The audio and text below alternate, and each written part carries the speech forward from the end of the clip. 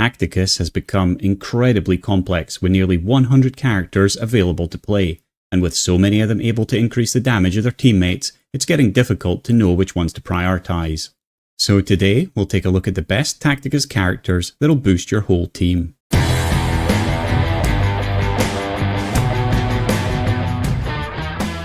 So today we're back doing another beginner's guide, and this time I want to deep dive into the current roster of supporting characters that help boost your team. I'm not going to touch supporting characters that heal your team, like Isabella or Aleph Null, nor will I be looking at characters that defend your team, like Tyrant Guard or Giba Scraps. Finally, I won't be focused on characters that buff your spawns, like Yarrick or the demon bonus part of Abraxas's passive. Instead, we're going to be diving deep into the characters that boost the damage of other characters. This can be with their active skills or their passive skills. And the goal of this video is simple. It's to create a practical understanding of who the top boosting characters are in Tacticus under different circumstances. And like Rabuti Gilliman, I'm all about the practical and not just the theoretical. And when I'm talking about practical, of course, I mean we need a punching bag, and there's no finer punching bag in the Imperium than Castellan Creed. How are you today, Creed? Oh, marvelous. Delighted, really. Woke up this morning, looked at my battle plans and thought, you know what's missing from my life? Being used as a damage benchmark by every bolter-happy glory hound in the galaxy? But no, please, don't let me stop you. If there's one thing I live for, it's watching 12-foot walking flamethrowers demonstrate their synergy on my ribcage. At least it's not another video about healing. Last time, Isabella tried to fix me by removing 87% of my organs. Well, actually, Creed, this time we're going to use someone else to be the punching bag. And you are going to be on the damaging side of things. That's because I'm fed up with Sergeant Kell popping in whenever you get attacked. So we are going to use a Poxwalker to punch because they have no armor, so we can ignore pierce ratios, and they have no impactful traits, and that means we'll get to see the boosting numbers a lot more clearly. We'll set them to 100,000 health, and that means you can really beat him up. Finally, about damn time someone realized the man holding the line shouldn't also be the target dummy. I may be many things, tactician, leader, living legend, but training Servo Skull isn't on the list. Now, let's see which poor soul gets to test the synergies today. I'll be over here, untouched, as the Emperor intended. Okay, so we understand the goal. Let's take a look at some of the characters we're going to be assessing today.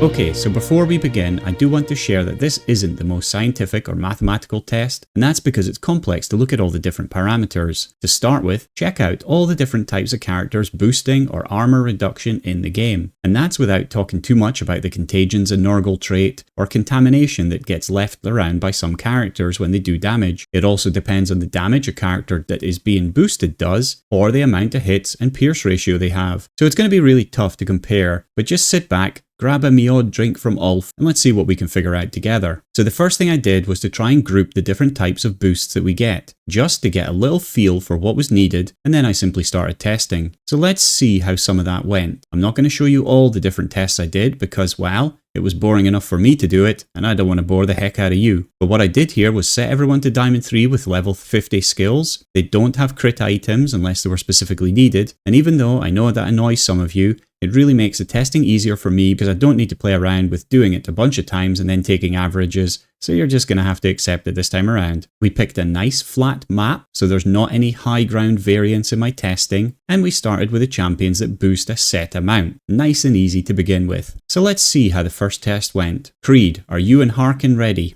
Right, so today, in the name of tactical science and definitely not heresy, I'll be cooperating with this spike pile of bad decisions. You should be honored, human. Not everyone gets to share the battlefield with the chosen of Abaddon. Honored? Ha! I'm just impressed you didn't stab me before we started. Progress. Anyway, that festering thing over there is ready to receive a beating, so let's find out just how much you boost my damage. Remember, folks, this is a scientific test. No bias. Just a chaos warlord and a grumpy old man seeing how hard we can punch that little poxwalker. So we can see that Creed normally does 7,282 damage. That's his base damage times 2 because he hits twice. And after the Harkin used his active, we can now see that Creed does a whopping 10,000 872 damage. The difference is 3,590, and that's because Harken's skill adds an extra 1,795 per hit, not just overall attack. Now Harken can only boost damage once, as this is an active, but that's still pretty good. One thing to remember, if you try and replicate this in-game against something that isn't a Poxwalker, then the armor of your opponent will reduce the overall damage you're doing. You still get boosted by the same amount, it's just the final damage is less than in these tests. So this is already really important, as it lets us compare the boosting characters fairly by checking the boost per hit. It also is important for you to note at this point, when you boost someone with a lot of hits, the impact is a lot higher than boosting someone that does a few hits. So for example, Ragnar, who has 7 hits, will get an extra 12,565 damage to his attacks after Harken uses his level 50 skill, whereas Creed, who only has 2 hits, only gets an extra 3,590 damage overall. So the first important takeaways for us are characters with more hits get boosted more than characters with few hits, and armor in normal matches does make a difference to the overall damage boosted.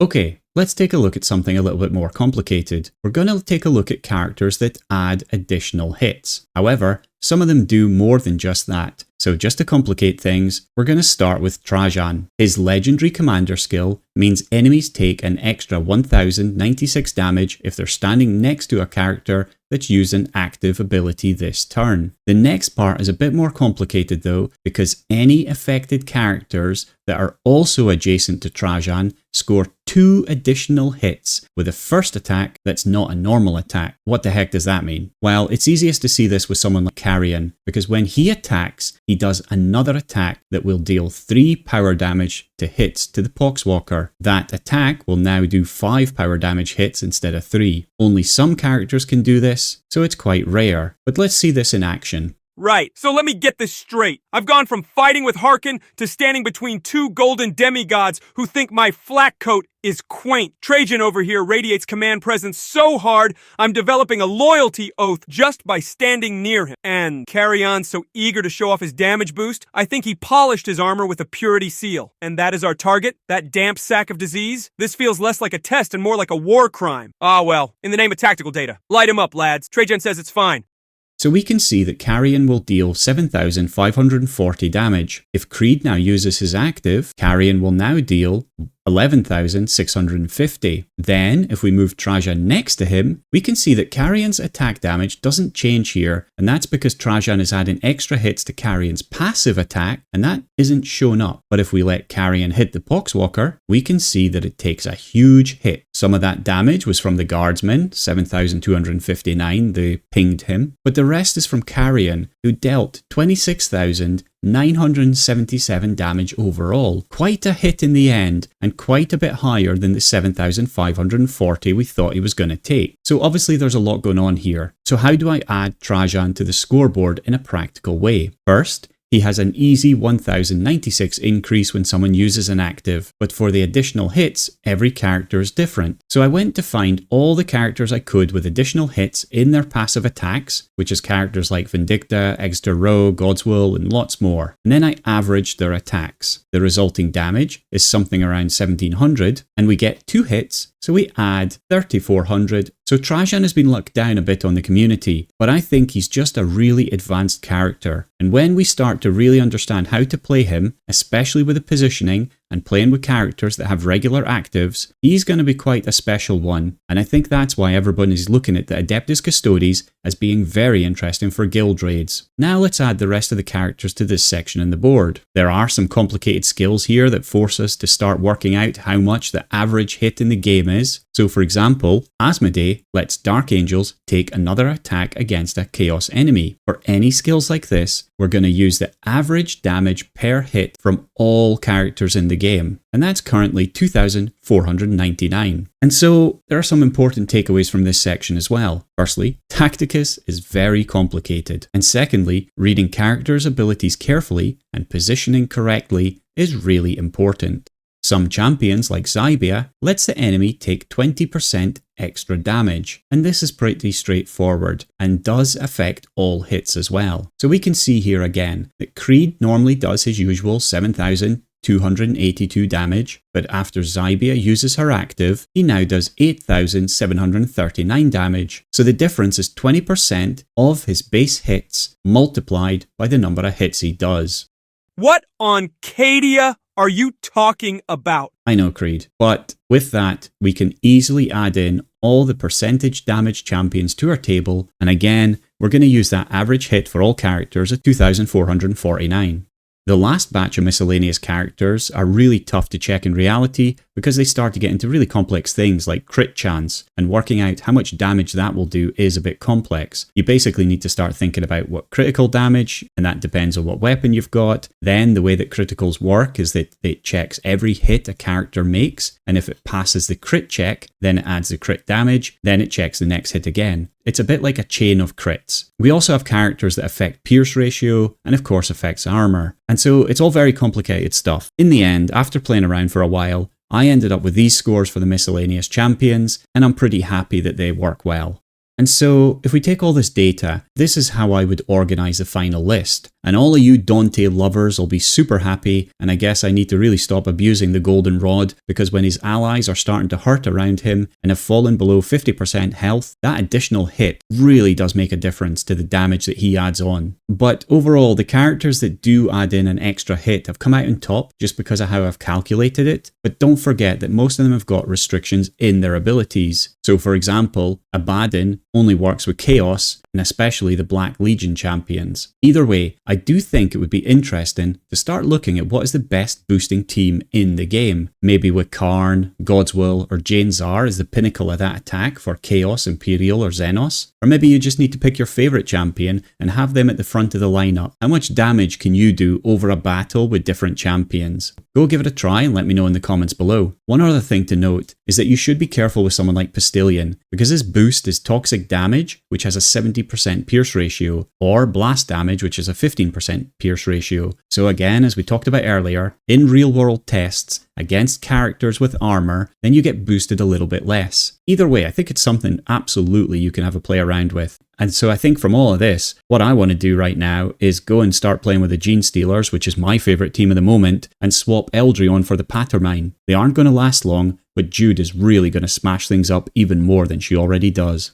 Well, that was clinical. Remind me to send the Poxwalker a thank you card, assuming there's enough of them left to deliver it to. And now, if you'll excuse me, I'll be heading straight to the comments section where the real battle begins. I love our fans. They frighten me, but I love them. So yeah, this was a big crazy video to make and took a lot longer than I wanted it to. The complexity of Tacticus really shone through here, and I know that admechs amongst you will be diving into my comments to help correct me where I went wrong with the details, and I really appreciate all of your feedback. But even the bigger picture is difficult to assess here, because I'm always trying my best to boil data down to one simple number and then compare that number with others. Has this been a fair test? Not entirely, because it's so situational. For example, Trajan was a great example of how he can add a lot of extra damage, but often he won't because you need to have exactly the right positioning, and annoyingly, your enemies often don't like to stand still. Also, I've used an average damage for all the characters in the game, but if you add a percentage boost onto the highest hitting characters in the game, then someone like Zybia would be much higher rated. Then for Abaddon,